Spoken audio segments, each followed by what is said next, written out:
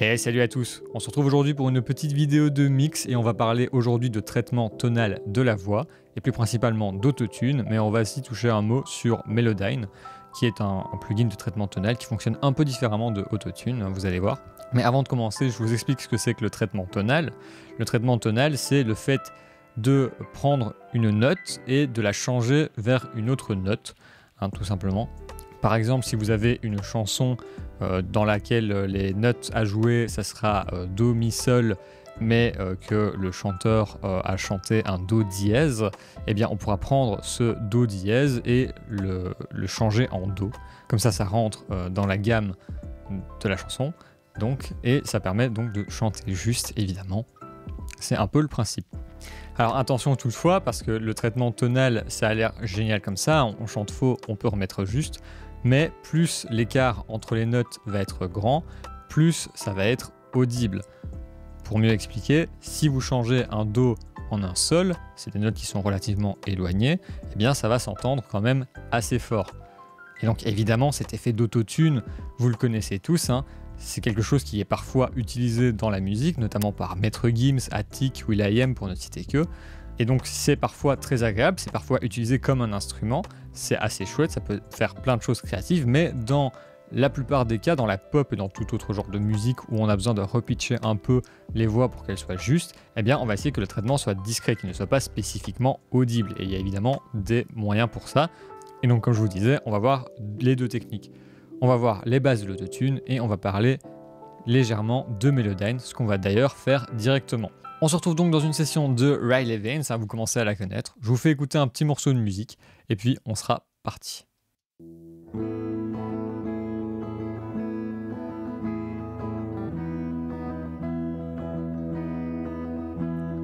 Trace light on a paper. Don't let this words be in quiet. If I knew that it was written, I will never be so open. Voilà, on va s'arrêter là.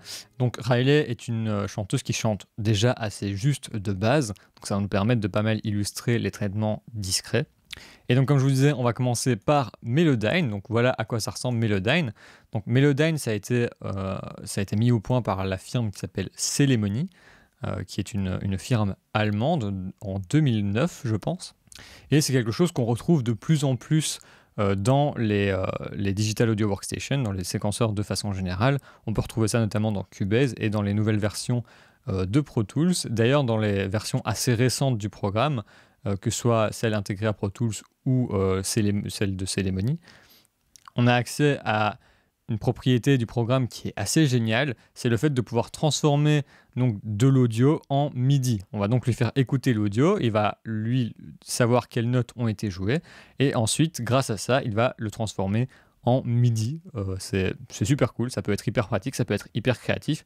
Bon, ici, on ne va pas parler de ça, mais sachez que c'est possible.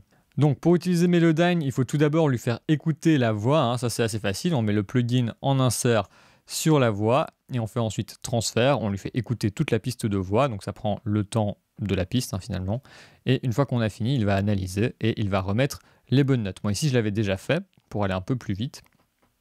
Et donc vous voyez ce que ça donne, en somme ça va donner des petits blocs audio et il va nous indiquer quelles notes ont été chantées, donc par exemple on voit ici qu'on a chanté un Ré dièse, voilà, et ça va donc permettre de replacer les notes au bon endroit si nécessaire, donc on voit que par exemple ici celle-ci elle est un petit peu en dessous, on peut appuyer pour l'écouter, voilà, c'est un peu marrant évidemment, donc pour la remettre on va pouvoir simplement choisir l'outil hauteur et double-cliquer, voilà, et ça va remettre au centre, donc ça va jouer un Ré dièse parfait. Donc voilà, vous voyez, c'est assez léger. Et donc, en fait, l'inconvénient de Melodyne, qui est aussi son avantage sur Autotune, c'est qu'on doit tout faire à la main. C'est quelque chose de manuel. Mais évidemment, ça laisse aussi beaucoup plus de liberté. On n'est pas obligé de remettre parfaitement juste. Ça, dans Autotune, c'est plus ou moins pareil. Mais on peut aussi toucher donc à l'amplitude de la voix. On va aussi pouvoir toucher au timing, on va pouvoir faire pas mal de choses au niveau de l'intonation, de la voix, etc. Et surtout, on va pouvoir le rendre assez discret. Alors évidemment, comme je vous disais, si maintenant je prends mon Mi et que je le mets à une note assez éloignée, eh bien ça va s'entendre quand même assez fort. Bien que ça reste relativement élégant par rapport à l'autotune, hein, finalement. Et donc évidemment, on va pas tout pouvoir faire. Ici, le but de Melodyne, c'est vraiment d'aller remettre plus juste ce qui est déjà presque juste finalement. C'est de transformer une bonne prestation en prestation excellente. Alors évidemment, il permet aussi de transformer des prestations pas terribles en prestations assez bonnes, mais ça demande un peu plus de travail. Donc voilà pour Melodyne, je ne vais pas en parler beaucoup, c'était juste pour vous montrer un petit peu. Donc ici, l'usage n'est pas du tout le même que pour l'autotune. Hein. L'autotune, on va souvent s'en servir pour des traitements rapides et juste aller chercher ce petit grain de perfection ou s'en servir comme d'un instrument. Ici, quand on sert de Melodyne, c'est vraiment pour travailler beaucoup la voix et la prestation du chanteur de façon à la rendre encore meilleure que ce qu'elle n'est déjà. Évidemment, ça permet aussi de faire notamment des voix témoins assez facilement. Donc même si on n'est pas un grand chanteur, mais qu'on doit faire des voix témoins pour quelqu'un, eh bien on pourra repitcher sa voix et ça va permettre de donner une bonne idée de la mélodie au chanteur qui va devoir rechanter la chanson derrière vous. Ok, donc ici on va fermer Melodyne. N'hésitez pas à me dire dans les commentaires si ça vous plairait d'avoir une vidéo sur Melodyne. Si ça vous intéresse, je ferai peut-être une vidéo plus en détail là-dessus, vous montrer comment ça s'utilise exactement, comment ça marche, etc. On va maintenant passer à l'autotune. Et donc ici, j'ai pris la petite version de l'autotune parce qu'on va parler des commandes de base et pas des commandes avancées. Et donc comme je vous le disais, l'avantage de l'autotune, c'est que celui-ci, il va fonctionner directement, donc en temps réel, et ça permet de ne pas avoir besoin de tout faire à la main, au contraire de Melodyne finalement. Je vous montre.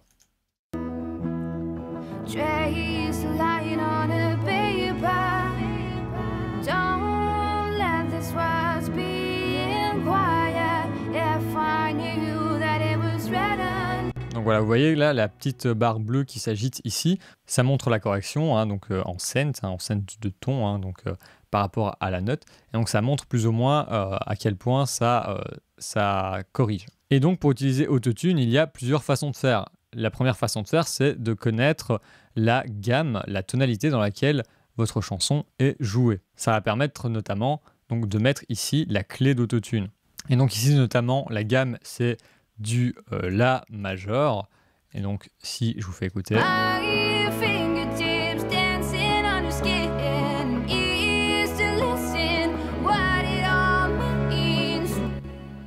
Voilà, on voit que la correction est un peu plus forte que tout à l'heure parce qu'il va donc utiliser uniquement les notes de la gamme. Donc la deuxième façon, c'était la façon dont j'étais déjà mis tout à l'heure, c'est ce qu'on appelle la gamme chromatique. Donc la gamme chromatique, c'est simplement la gamme qui comporte les 12 notes qu'on connaît, hein, Do, Do dièse, Ré, Ré dièse, etc. Et ça va donc ramener la voix vers la note la plus proche de ce qu'elle chante. Ça sera un petit peu plus discret, mais c'est un peu plus risqué parce que si la note est fausse de façon assez prononcée, eh bien ça risque de ramener la voix vers une note fausse. Donc c'est toujours mieux, évidemment, de bien connaître la gamme dans laquelle on est. Donc une fois qu'on a mis la clé de l'autotune, hein, la clé de l'autotune c'est plus ou moins le plus important, eh bien on va pouvoir commencer à toucher donc, au contrôle. On a notamment l'input type qui va demander à quel type de voix on a affaire, et si on a affaire à de la voix, hein, évidemment.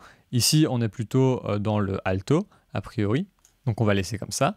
Et alors, on va pouvoir tout simplement venir choisir ici la façon dont l'autotune va corriger. On a notamment le return speed. Le return speed, c'est plus ou moins le contrôle le plus important de votre autotune. Si vous voulez que ça s'entende, on va mettre un return speed très rapide. Et si vous voulez que ce soit assez léger comme correction, eh bien on mettra un return speed assez lent.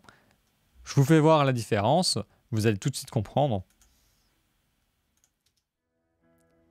Trace lying on a paper. Don't let this world be quiet. If I knew that it was written, I will never be so open. You took the gun and shot me down.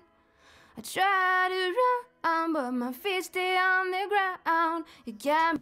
Voilà, vous voyez bien que quand on est à fond, quand on est à 0, donc la return speed la plus rapide qui est sur le plugin, eh bien on entend très fort la correction de l'autotune parce qu'évidemment il va partir dans tous les sens et il va corriger très fort. Et donc c'est un peu comme ça qu'on va faire si vous voulez avoir un effet autotune très prononcé. Et évidemment, si on veut quelque chose de plus discret, eh bien on mettra un return speed plus lent, hein, un peu comme j'ai fait ici. Bon là c'est un peu lent. On pourrait augmenter un peu évidemment. Alors aussi un dernier truc par rapport à la return speed, quand on met à 0, vous voyez bien que c'est pas très agréable.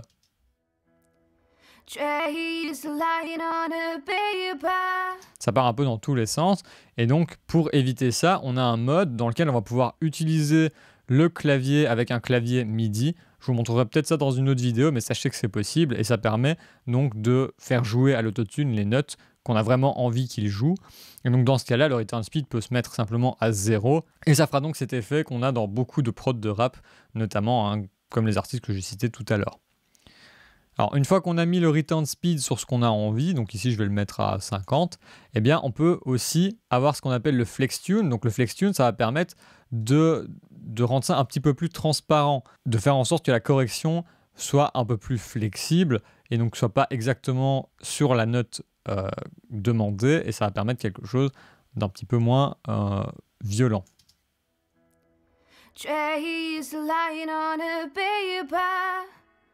Don't let this world be quiet. If I knew that it was written, I will never be so open.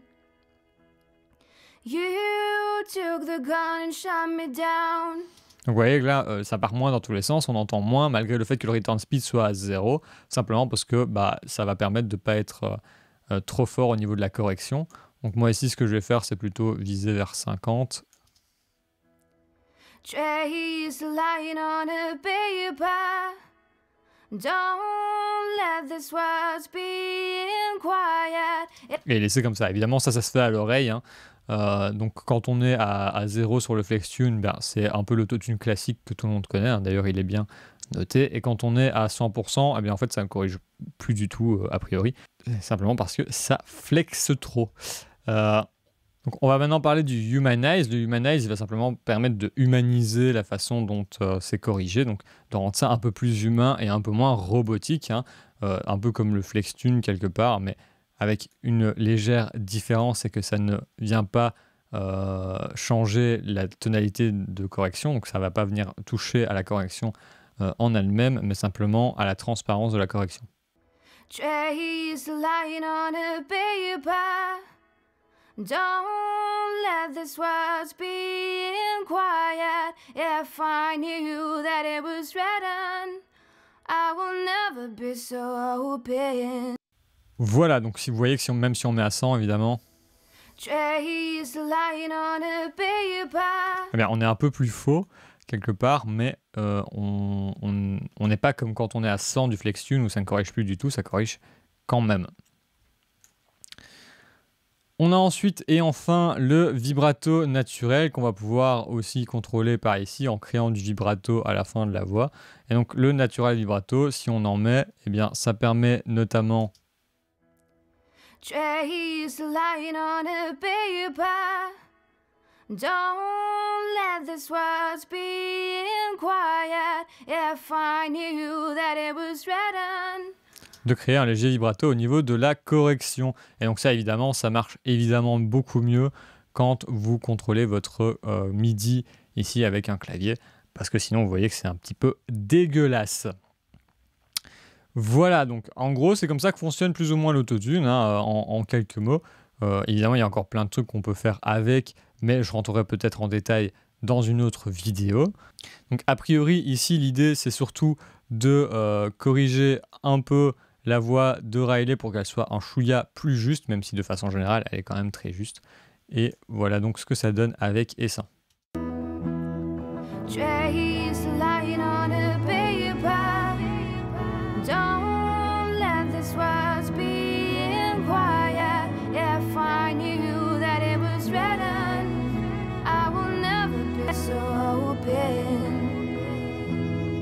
You took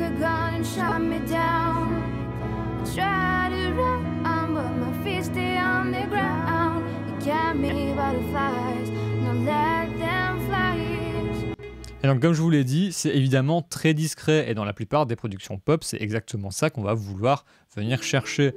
C'est ce petit grain de perfection, ce petit grain de c'est parfaitement juste, parfaitement dans les temps, qui est très à la mode pour le moment d'ailleurs. Et pas ce son de l'autotune qu'on utilise comme un instrument, qui ça est une autre utilisation finalement de l'autotune. Bah écoutez, voilà, ce sera tout pour cette fois, donc j'espère que ça vous a plu, hein. Si c'est le cas, n'hésitez pas à mettre un like à la vidéo, à vous abonner, tout ça. Dites-moi en commentaire si vous voulez une vidéo sur Melodyne, une vidéo plus approfondie sur Autotune, hein, je ferai ça avec plaisir. Sur ce, je vous souhaite un bon appétit, et salut!